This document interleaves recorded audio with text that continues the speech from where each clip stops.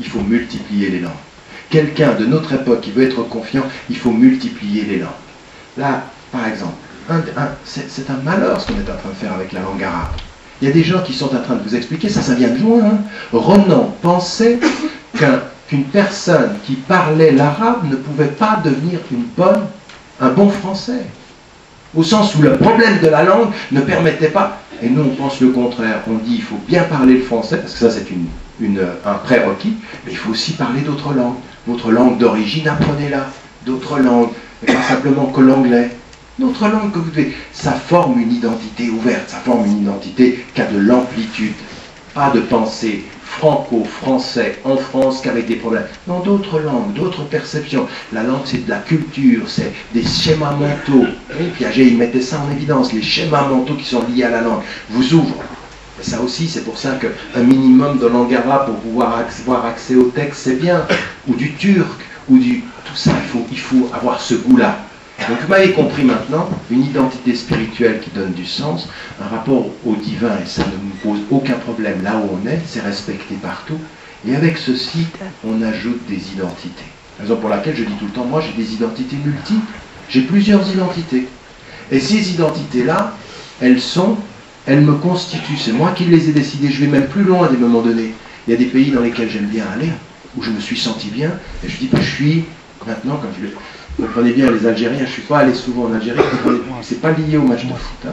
Mais je dis je suis marocain par adoption, je vais 3, 4 fois, j'aime beaucoup ce pays, j'y suis allé souvent, j'ai eu moins l'occasion d'aller en Algérie, à l'île Maurice j'y vais, au Burkina Faso, au Mali, c'est des pays dont j'ai pris beaucoup et je m'y sens bien. Donc ce sont des pays qui font partie de mon identité d'adoption, c'est moi qui ai décidé qu'ils ont... Et le premier qui me dit non, je dis mais tu peux faire ce que tu veux, mon cœur appelle ce pays à faire partie de moi. Toi, tu peux décider.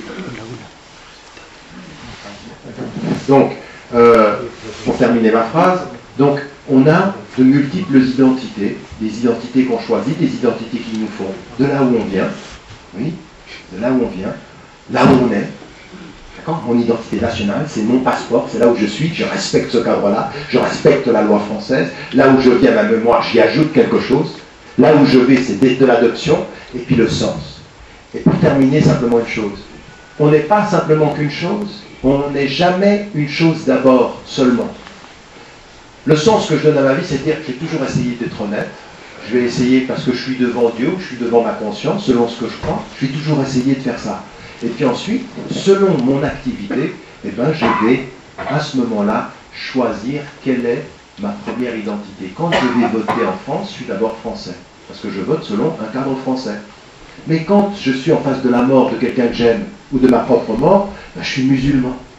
Mais quand ensuite je vais manger et que je vais avoir du goût et que j'aime le couscous, je suis marocain d'origine, algérien d'origine.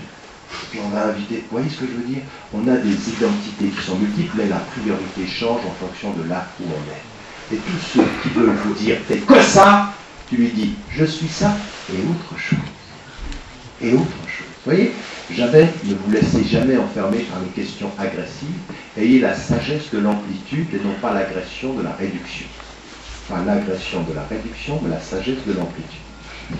On va juste arrêter juste le frère va faire l'appel à la prière pour Salat al-Asr, mais sachez qu'on va reculer légèrement au Salat al-Asr, Inch'Allah.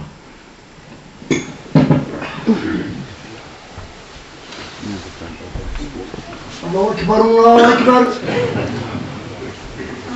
Allahu Akbar, Allahu Akbar. Ashhadu an la ilaha illallah. Ashhadu an la ilaha illallah.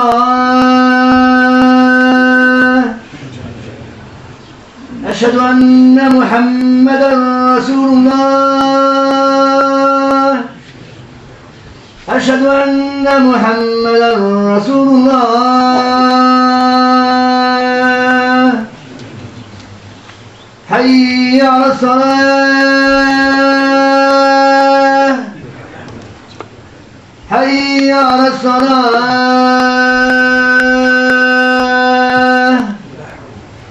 حي على الفلاح.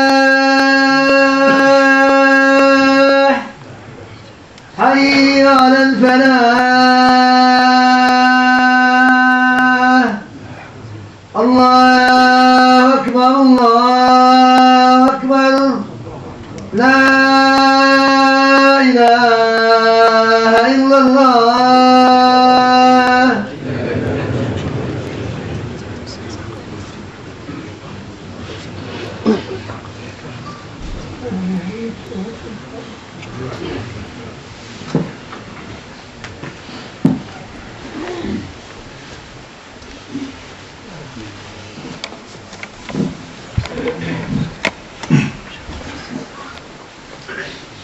Donc, si je résume ce que j'ai essayé de dire jusqu'à maintenant, l'identité d'abord spirituelle, et qu'on comprenne bien, ne réduisez pas toute la conférence à l'expression du titre, mais comprenez bien comment le titre traduit le cheminement de la conférence, en mettant en évidence cette spiritualité, ce qui va donner sens à notre vie, et que ça, partout où l'on est, c'est essentiel et ce sera crucial. Partout où l'on est, on cherche et on cherchera à donner sens. Pour nous, c'est cette relation avec le divin, cette relation avec l'unique, le fait que nous savons que nous retournons à lui, qu'ensuite il exige de nous, là où nous soyons, une pratique, une rigueur. Mais ceci va s'aggraver.